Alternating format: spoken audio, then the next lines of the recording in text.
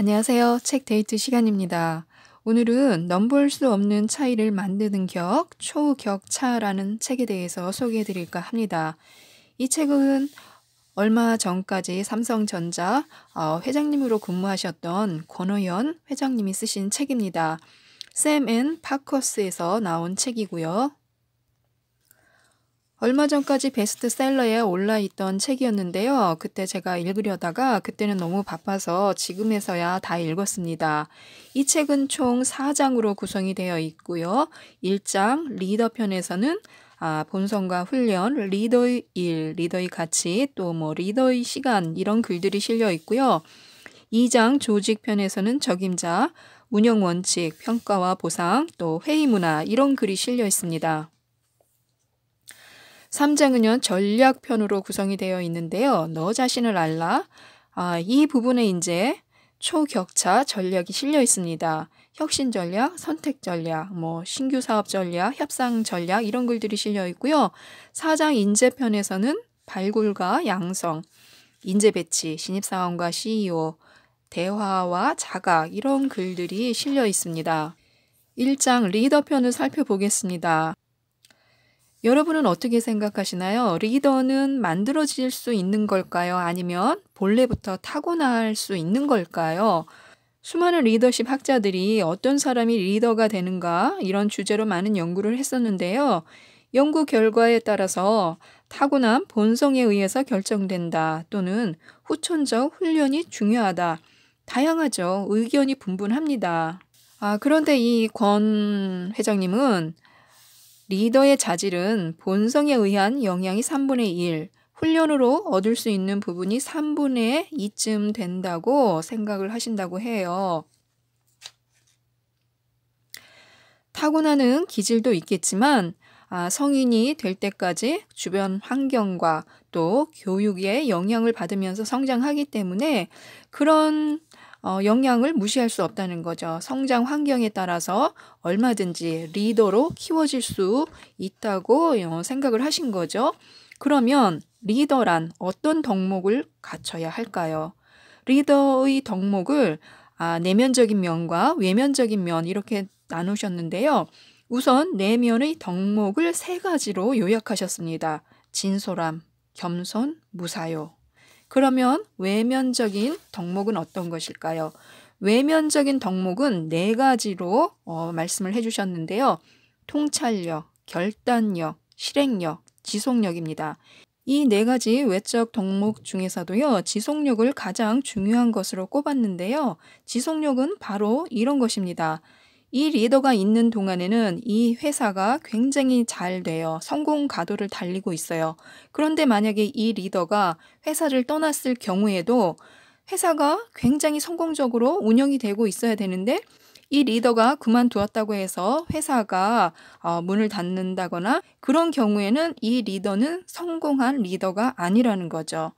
이 리더의 존재 여부와 상관없이 조직이나 회사의 현재 성공을 지속시킬 수 있는 그런 지속력이야말로 리더를 만드는 가장 중요한 요소라고 합니다. 그래서 통찰력, 결단력, 실행력, 지속력은 리더가 갖추어야 할 덕목의 개별적인 특징이 아니라 골고루 갖추어야 할 전인적 작용 요건이라고 하는데요. 어느 거 하나도 빠져서는 절대로 리더가 될 수 없다는 거죠. 특히 대기업에서는요. 이 모든 것들을 다 골고루 갖추어야 하는데요. 사실은 전부 다 골고루 갖추기가 힘들다고 합니다. 그래서 탁월한 리더를 찾기가 어려운 거고요. 이 부분이 참 재밌었는데요. 경영자들 사이에 농담하시는 그 부분을 소개해 주셨습니다. 경영자 타입을 4가지로 분류할 수 있는데요. 똑개, 똑부, 멍개, 멍부입니다. 무슨 뜻일까요? 똑개는요, 똑똑하게 게으른 경영자고요. 똑부는 똑똑하고 부지런한 경영자. 멍개는 멍청하고 게으른 경영자. 그리고 멍부는요, 멍청하고 부지런한 경영자를 뜻합니다. 대기업에서는요, 이 똑개가 가장 이상적인 경영자라고 합니다. 똑똑하지만 조금은 게을러야 한다고 하는데요. 왜 그럴까요? 미래를 향한 통찰력은 뛰어나고 판단력은 우수하지만 권한을 부하 직원들에게 과감하게 위임할 수 있는 그런 스타일이 좋다고 합니다. 이런 사람은 겉으로 보기에는 좀 게으른 사람처럼 보일 수 있지만요. 이런 사람이 대기업의 진정한 경영자라고 할 수 있습니다. 똑부는요, 똑똑하고 부지런한 경영자인데요. 본인은 유명해지겠지만 회사와 조직의 발전에는 이득을 주지 못한다고 합니다. 너무 부지런해서 모든 일을 자신이 관장하려고 하기 때문인데요.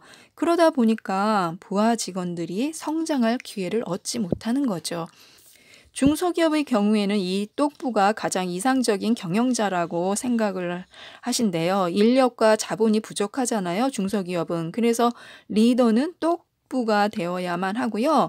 조직의 장은 좋은 생각을 많이 해야 하지 육체적으로 바쁜 사람이 되어서는 안 된다는 거죠. 그래서 과도하게 일하는 시간을 줄여야 하고요. 그래야만 자신의 실력을 키울 수 있는 시간을 벌게 된다고 합니다. 자신이 너무나 많은 일을 하게 되면은 정작 자신의 실력을 키워서 회사를 성장시킬 수 있는 그런 기회를 놓치게 될 수도 있다는 거죠. 첫 번째로 해야 할 일은요. 해야 할 일 목록을 만드는 것이 아니라요. 하지 않아도 될 일 목록을 만드는 것입니다. 저도 이런 목록은 생각지도 못했는데요. 하지 않아도 될 일 목록을 만드는 것도 굉장히 중요하다는 생각이 들었습니다. 우리들이 하루에 시간을 사용하면서 정말로 해야 할 일만 적기는 하는데요. 해야 할 일보다는 하지 말아야 될 일을 안 하는 게 더 중요한 것 같은 거죠. 그 낭비하는 시간이 어떤 것들인지 한번 목록을 작성해서 사용하지 않는 것도 한 방법인 것 같습니다. 3장 전략편입니다. 저는 처음에 이 책을 봤을 때 초격차? 초격차가 무슨 뜻이지? 이렇게 생각을 했었거든요. 그 초격차에 관한 일화가 이제 나옵니다. 삼성 반도체를 맡으셨을 때 초격차 전략을 쓰셨다고 해요. 이 초격차 전략이라는 것은 격차를 벌릴 만큼 벌려놓자. 후발 업체들이 따라오기 힘들 정도로 기술적 격차를 벌리자는 초격차 전략을 고수하셨다고 합니다. 조금이 아니라 아예 초격차를 만들어버리는 것이 전략이었는데요. 이것은 가령 이런 거예요. 2등 회사는 1등 회사를 쫓아가기 위해서 막 달려가잖아요. 3등 회사는 2등을 쫓아가기 위해서 또 막 달려가고요. 그런데 이 1등 회사가 아예 2등 회사가 쫓아오지 못하도록 넘보지도 못하고 아예 상상조차 하지 못하도록 격차를 그 정도로 그냥 많이 벌려놓는다는 거예요. 초격차라는 거죠. 아예 따라 붙을 엄두를 내지 못하게 격차를 벌려놓음으로 인해서 완전히 압도적으로 이끌어 가자는 거죠. 그렇게 핵심 역량을 최대치로 끌어올리기 위해서 초격차 전략을 쓰셨는데요. 성공하셨죠. 그래서 삼성 반도체가 넘볼 수 없는 차이를 만들어 놓지요. 초격차 전략이 성공을 했습니다. 초격차 전략. 이런 의미가 있었군요. 여기서 또 중요하게 제가 읽은 글이 있습니다. 혁신 전략 편인데요. 혁신만이 생존이라는 거예요. 혁신만이 생존이다. 생존을 원한다면 개선이 아니라 혁신을 해야 합니다. 살아남기 위해서는 처음부터 모든 것을 다시 바꾸지 않으면 안 된다는 거예요. 개선하는 것은 순간적으로 쉬워 보이지만 그것은 그냥 임시 방편일 뿐이라는 거죠. 그래서 혁신을 추진을 해야 되는데 이 혁신을 추진할 경우에는 반드시 기존의 이해 당사자들과 많이 부딪히잖아요. 그 변화의 방향에 대해서 모두 저항을 하는 거죠. 당연한 일이라고 합니다. 혁신으로의 방향 전환이 왜냐하면 이제 결국 자기 자신들에게 손해가 올까봐 모두가 반대를 하는 거죠. 그런데 이것을 뛰어넘지 않으면 혁신이 안 된다는 거죠. 임시 방편은 그냥 개선일 뿐이라는 거예요. 변화가 없다는 거예요. 만약에 혁신으로 방향을 정했을 경우에는요, 반드시 사람을 교체시켜야 한다고 합니다. 그래야만 혁신이 일어난다는 거예요. 기존의 인력을 교육을 해가지고 혁신의 방향으로 내부 분위기를 전환시키려고 하면 안 된다는 거예요. 그래서 성공한 사례는 매우 드물다고 합니다. 왜냐하면 이미 타성에 젖어 있는 사람을 그대로 존치시킨 채 혁신에 성공한 예가 거의 없기 때문에요. 우리도 그렇잖아요. 저는 이 글을 읽으면서 제 자신을 많이 돌아봤는데요. 내가 어떤 태도를 고친다, 생각을 고친다. 이거는 바로 개선인 거예요. 혁신이 아닌 거예요. 왜냐하면 주변 환경도 똑같죠. 어머니, 아버지, 그리고 가족들, 그죠? 다 똑같잖아요. 매일 만나는 친구들, 이웃들, 다 똑같잖아요. 주변 환경이 다 똑같잖아요. 매일 먹는 음식도 비슷하고, 집안 환경을 제가 어떤 것을 혁신하겠다고 해서, 제 자신을 혁신하겠다고 해서, 온 집안을 갑자기 갈아엎을 수는 없잖아요. 그래서 지금까지 제가 태도를 못 고치고 습관을 못 고치고 있었나 봅니다. 혁신을 할 수가 없어서요. 혁신을 해야 하는데 제가 이 글을 읽으면서 저와 대비시켜서 또 굉장히 웃었습니다. 사람이 바뀌지 않으면요, 시대가 바뀌지 않고요. 시대가 바뀌어도 사람은 좀처럼 바뀌지 않는다고 합니다. 사람을 바꾸지 않으면 혁신도 초격차도 없고요. 이 부분에서 참 많이 생각을 했는데요. 많은 분들이 이 책을 꼭 읽으셨으면 좋겠습니다. 여러 가지로 정말 생각할 부분들이 많은데요. 제가 좀 짤막하게 요점 정리식으로 이렇게 알려드리고 있어서 좀 아쉽습니다. 또 사업을 하시는 분들한테 도움이 되실 그런 내용을 하나 소개해 드리겠습니다. 왜 대기업들이나 중소기업들이나 신규 기술 사업을 시작한다는 그런 기사를 신문을 통해서 또 방송을 통해서 많이 듣잖아요. 신규 기술 사업을 시작했다. 그런데 다 성공을 하는 건 아니죠. 실패하는 회사들도 있잖아요. 그 이유를 이렇게 생각을 하고 계시는데요. 내가 신규 기술 사업을 시작한다 이러면은 우리는 보통 능력 있는 사람을 투입을 시키려고 하잖아요. 저도 당연히 그렇게 생각을 했어요. 능력 있는 사람이 이 신규 프로젝트를 맡아야 된다.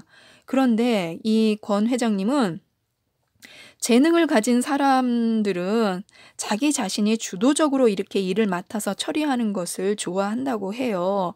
그래서 과거에 거둔 그런 성공의 경험 때문에 오히려 발목을 잡을 수도 있기 때문에요. 신규 사업에는 우수한 인재를 먼저 투입하지 말고 나 정말 그 일 해보고 싶다. 진짜 내가 한번 뭔가를 보여주겠다. 이런 열정에 사로잡힌 사람들을 선발해서 보내면 어떻게든 살아남는 것을 지켜보았다고 합니다. 능력보다는 열정이 신규 사업에는 더 맞다는 거예요.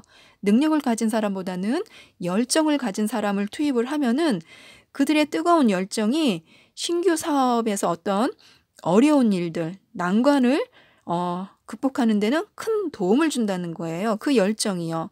난관을 극복하는 힘은 실력보다는 열정에서 나오기 때문이라고 합니다. 그래서 신규 사업에 어떤 인재를 투입하려고 할 때는 조금 능력이 떨어지지만 그것보다는 열정이 훨씬 더 크다면은 그 사람을 투입시키는 게 좋다고 합니다.